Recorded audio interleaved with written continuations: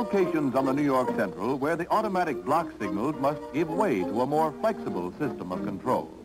At junction points and terminals, for example, it is necessary to use considerable planning and quick thinking to handle traffic.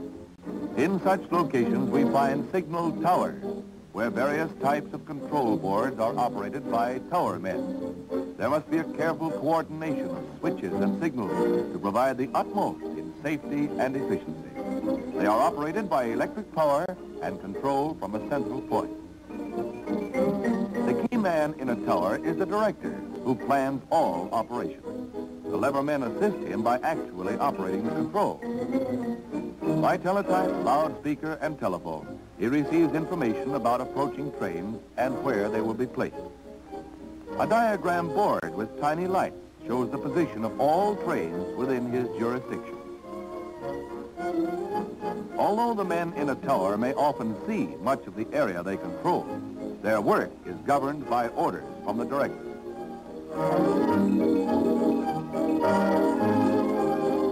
The language in a tower sounds strange indeed, but it is simple and direct.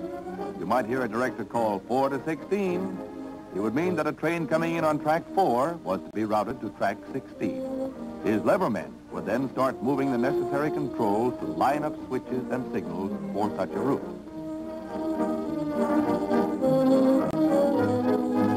Equipment like this is called an interlocking plant. The movements of switches and signals are so interlocked that it is impossible to set a signal to show clear when a switch is in the wrong position. A system of notched bars, magnetic catches, and locks is so arranged that operations must be performed in a definite sequence. The safety features involve both mechanical and electrical checks.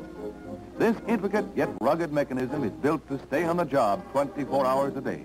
Without it, railroad operations would be slowed to a snail's pace, and the danger of accident always would be present.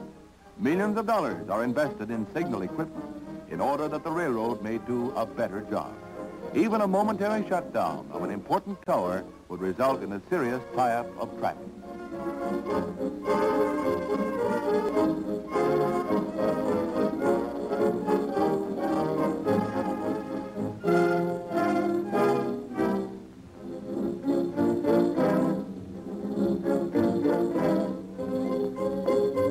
Backing up this vital nerve center of the railroad is a vast organization of men always on call. Within immediate reach of phone or whistle signal, a maintainer can go into action instantly in case of trouble.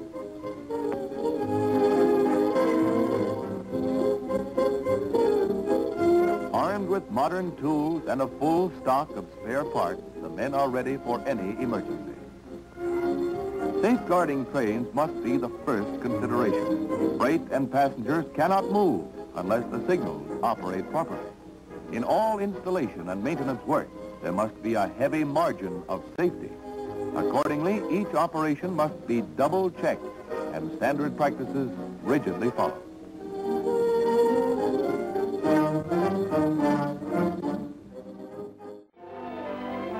When you count our system freight cars, you will reach a figure well over 155,000. Boxcars, flat cars, stock cars, hoppers, reefers, and a good many other special types. They are moving over the rails all over the United States, Canada, and Mexico. While we are talking about owning things, don't overlook the thousands of buildings owned by the system.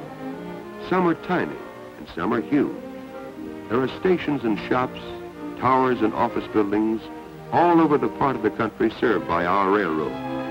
Whether shanty or skyscraper, each plays its part in working on the railroad.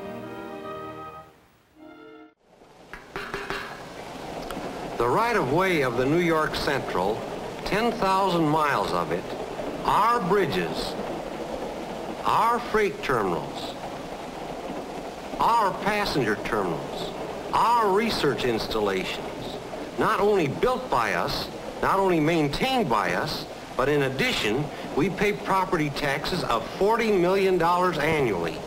Taxes that go to support community activities like schools, the fire department, the police department, the highway department. Quite a contrast to our competition, isn't it?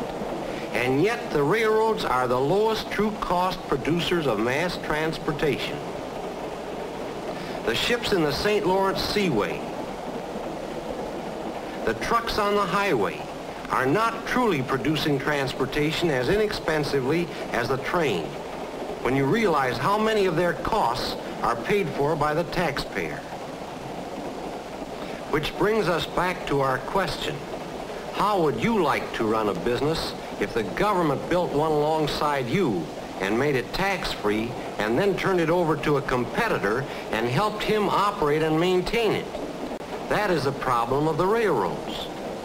Now, despite outdated policies which restrict us, discriminate against us, and would have put any other industry out of business, the railroads have made progress.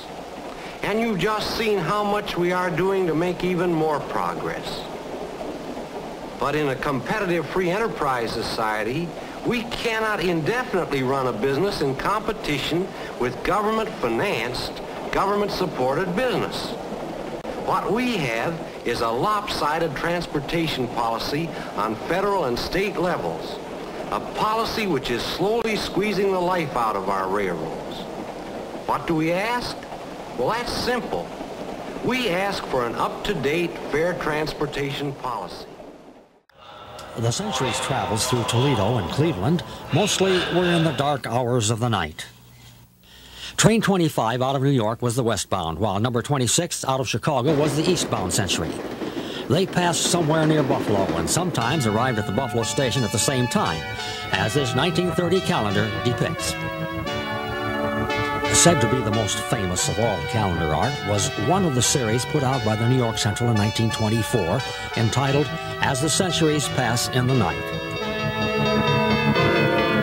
From Buffalo, the Century stopped at Albany to drop off the section destined for Boston. Then the train continued south down the Hudson Valley, the New York Central announcer waxing enthusiastic about the morning trip into New York City and the arrival at Grand Central Terminal. Coming around the bend is the Golden Spike Centennial Limited. The engine is the nickel plate Berkshire, number 759. The occasion is an excursion to Salt Lake City, Utah, for the 100 years celebration of the joining of the rails between the East and West at Promontory, Utah, which took place on May 10, 1869.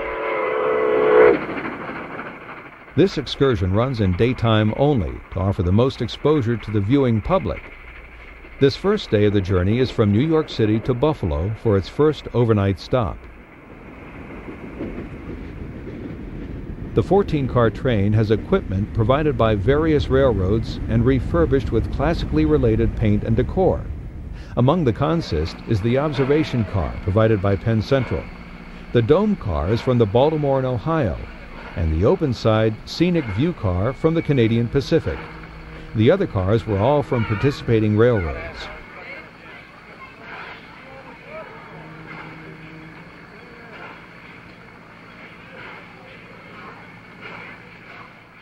After we get a picture of a young rail fan, we watch a westbound supervan train as it passes the Centennial Limited and the Buffalo Union Terminal building.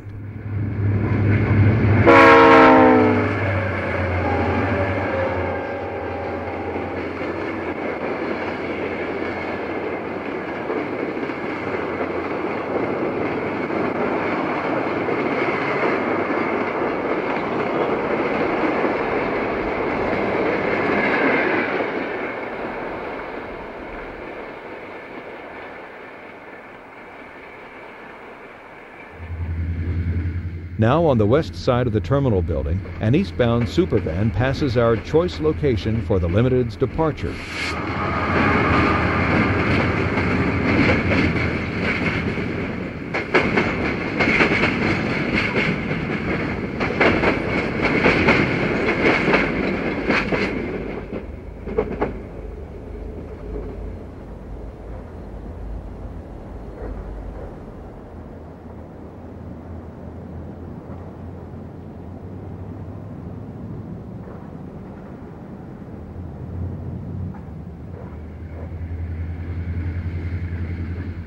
Another westbound freight and reefer train moves out as a rare Alco RS1 switcher with a red P and white C hurries by.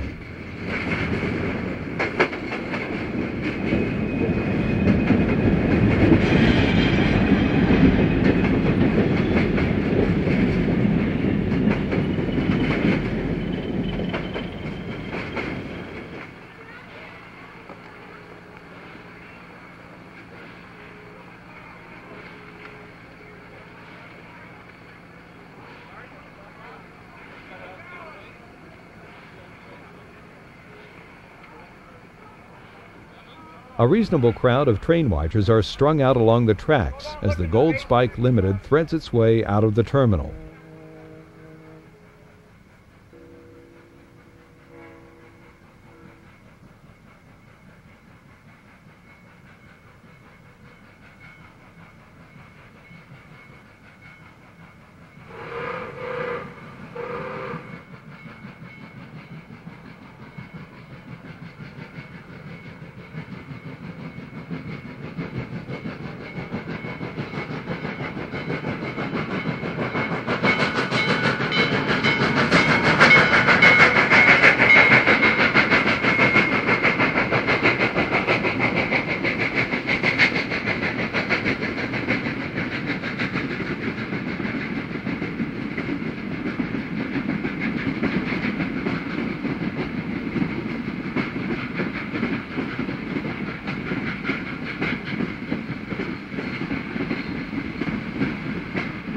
As the observation car passes, we notice the train radio antenna, which was used on the Pennsylvania Railroad equipment.